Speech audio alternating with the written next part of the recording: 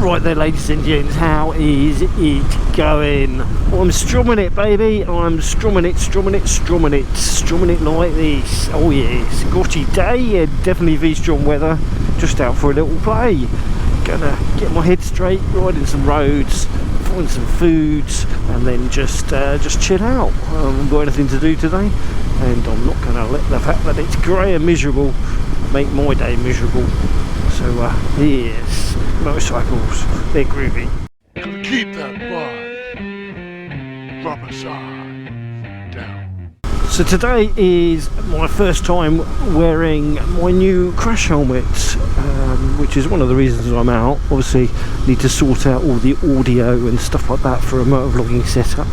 So it's a ride out to make sure that's all working properly and things like that. But I have to say I'm very impressed with the crash helmet. It's really comfortable, and I think it looks kind of groovy too. It's an Arai Rapide, I think that's what they called it. Sometimes a Rapide Neo, I'm not sure, but it's really kind of cool looking. It's like a limited edition style crash helmet, although it was still mass market. And it's bright green, and I like green, and yeah, it just stands out enough and is bold, and hopefully it will mean that when people see me coming towards them on my motorcycles, that they will see me a little bit better than if I was all just dressed in black. Yes, I do like black, but it is nice to be seen. It is nice to be seen. So yeah, it is very comfortable, especially for an Arai. In the past I always thought I had an Arai shaped head, and in comparison to a Shoei, then yes, I 100% do have an Arai shaped head. But the previous crash helmets I've had from them, like the Chaser, and I think I've had an RX-7, can't remember, they've all eventually given me a pressure point headache on the front of my forehead. There is no other part of a forehead, isn't it? That's where it is, that's what it is. But yeah, I always used to get a pressure point there, and so far I don't seem to be getting that. Now I've only been out a little while, so hard to tell and all that sort of stuff, but so far feeling's good. It's quite a breezy crash helmet, so not the best one. There's a green lane down there. Not the best one for winter, but it's nice to have a good vented crash helmet, especially when you stick a camera on it, because that adds heat, not to the inside unfortunately, but it can cause misting on your visor. So if you've got a breezy one, it helps keep it clear. I've got a transitions visor fitted to it. It's not an official one, I don't believe, but it does seem to be incredibly good quality, and yep, it transitions, which is the main thing. But what it also does very well is bead water. It poured down earlier on, and I just turned my head to one side and then the other, and the visor was completely clear, as if it was dry. So I do hope that coating on there lasts well, because that is grand. I've never had a visor bead quite as quickly and easily as that. Yeah, might have just been a victim of circumstances, as in the wind was right and the speed was right and all that sort of stuff. But yeah, it just like went off it straight away. Amazing. So I'm quite chuffed with that. I've just got to make sure I don't cause any damage to that surface with cleaning products, so I'll have to make sure I only use just gentle soapy water to clean the visor through winter and what have you. All that grit doesn't do it any favours, does it? I kind of imagine that I'm probably heading to Rikers. I didn't want to just go to Rikers though, so I'm finding some country roads on the way there, some proper little nadry country lanes, which has taken me over towards Newlands Corner and East Horsley, as you can see there. Yeah, it's a very nice little part of our world.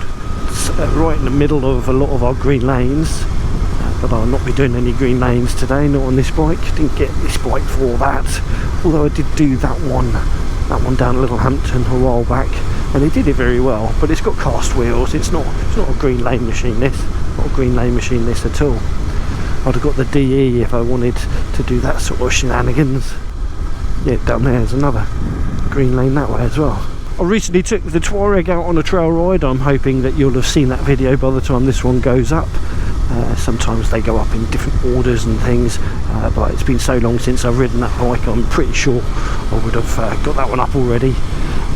It's really difficult around here to keep the trail riding interesting for you lot. I love it. I mean, doing the same thing over and over again doesn't really bother me too much until I try and make videos from it, and then trying to keep that interesting for you all is not so easy, because you've seen them all. But then all the way I think about it is that you've kind of seen a lot of the roads that I ride as well, because I'm always either going to Rikers or Newlands or Berry Hill or West Beach Cafe or any of that sort of stuff, aren't I?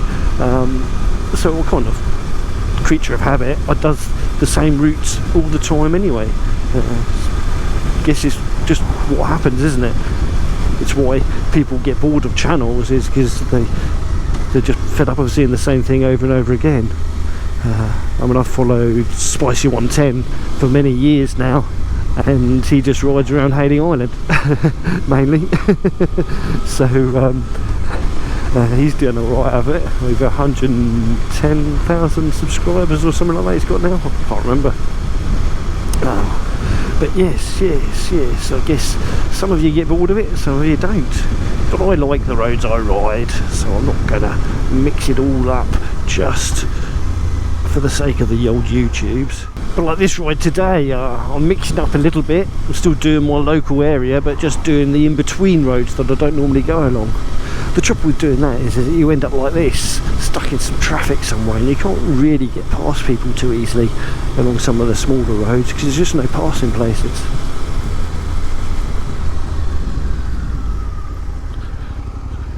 I think that's a green lane down that way as well. All around us they are, all around us. One of the problems of having a visor that keeps itself nice and clear is that you sometimes forget to clean the camera lens, so hopefully I've kept that dry for you.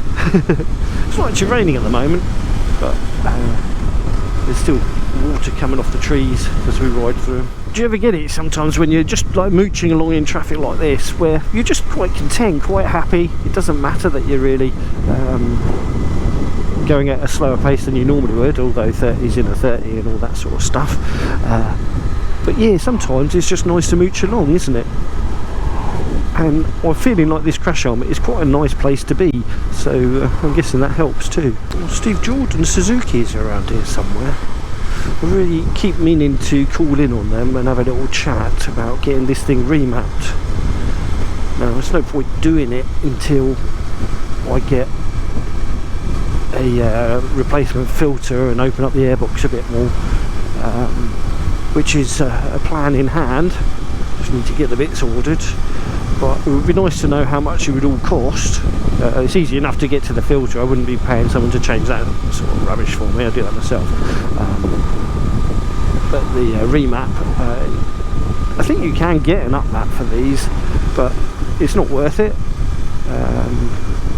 You're looking at about 500 quid for the UpMap, and I think I could get a proper custom tune specific to this bike, not just a V-Strom with blah blah blah exhaust and filter. So I think it would be better value for me to go with, I think there's a green lane up there. I think it would be better value for me to go with getting the bike actually remapped properly rather than the UpMap. The UpMap's a good device. I've done that on my Aprilia, and it does feel so much nicer with it, but I do wonder if I'd have been better off getting a specific bike tune. Yeah, I think Steve Jordan's is just up here on the left. I might call in and just have a quick chat with them. I think they're here. Yes, they are. Behind showroom. Okay. Oh, looking closed. I'll have to give him a call.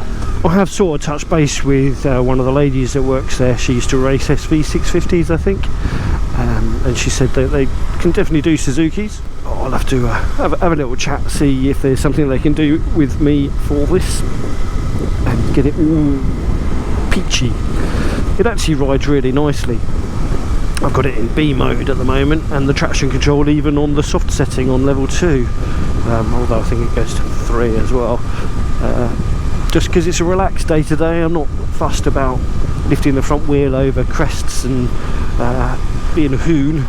Just enjoying being out in the wilds, Not that suburbia like this is particularly wild. I was a little bit harsh on the SC Project exhaust on my video for it. I mentioned about it being quite muted and quiet, and I forgot that they take a little while to bed in, and although I haven't done mega miles on this bike since fitting it. There's a green lane over there. Yeah, although I haven't done mega miles on it since fitting it, it has gradually got a little bit more audible, and I feel I've done it a disservice.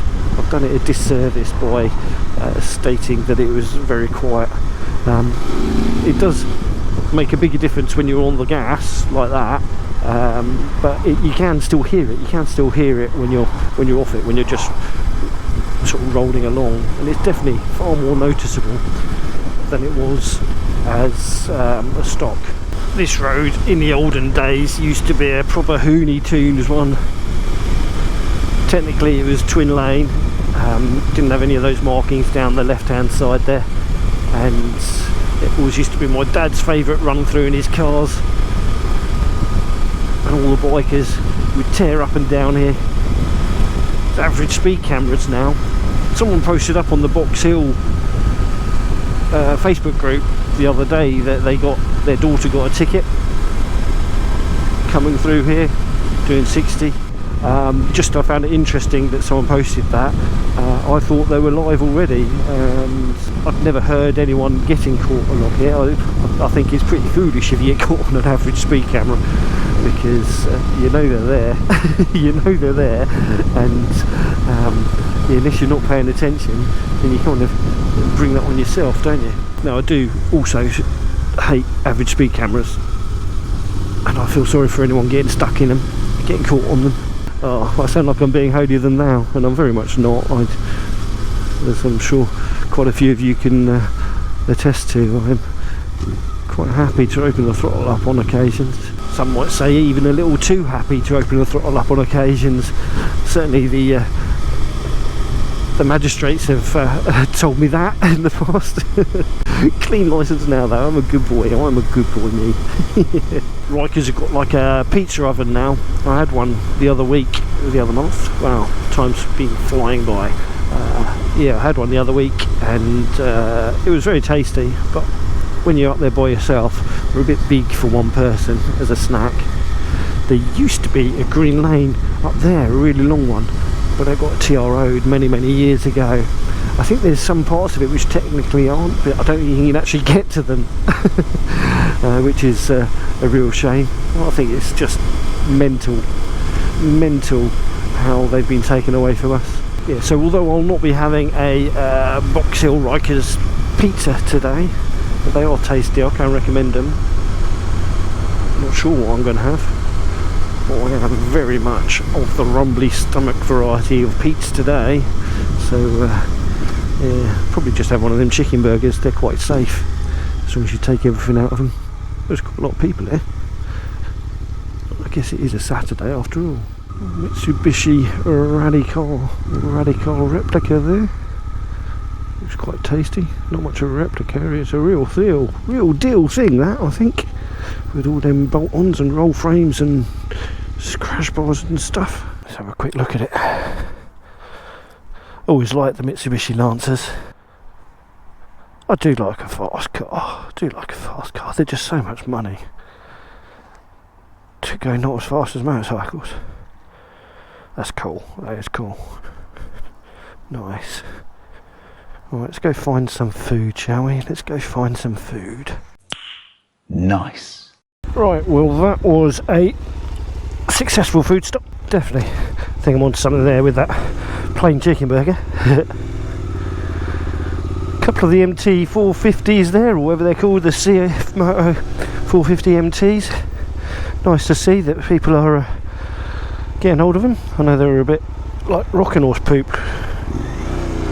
but two in the car park there. It was great to see so many bikers out up at Rikers. Normally on the grottier days, especially this time of year, you don't see so many. But surprisingly, there was quite a lot there, all different sorts of bikes too. And that rally car was kind of cool too. And food was nice, so overall a good day has been had. But I can't believe how close we're getting to that word that no one likes to talk about. Yes, Christmas is just around the blooming corner, isn't it? How did that happen? How did that happen already? I still feel like we've not had summer. Oh well. The sooner that's over with, the sooner we can get to spring and then the good riding again. Wishing my life away. Oh man. I noticed a lot on the old socials, people have been promoting their various heated grips and heated gloves and heated vests and all that sort of stuff from particularly one manufacturer, but others as well.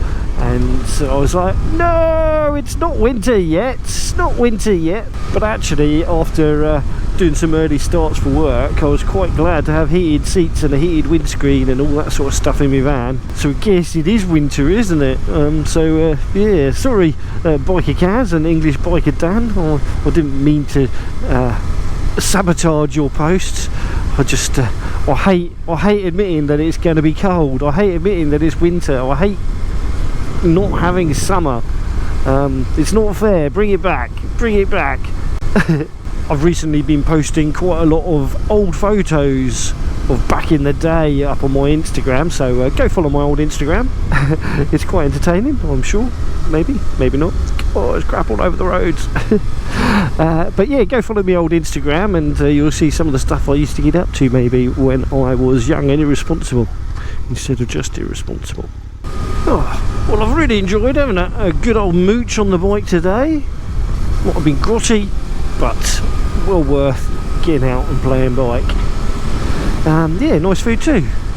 But anyway, right, bye! Keep that bike rubber side down. You know, you gotta keep that bike rubber side down.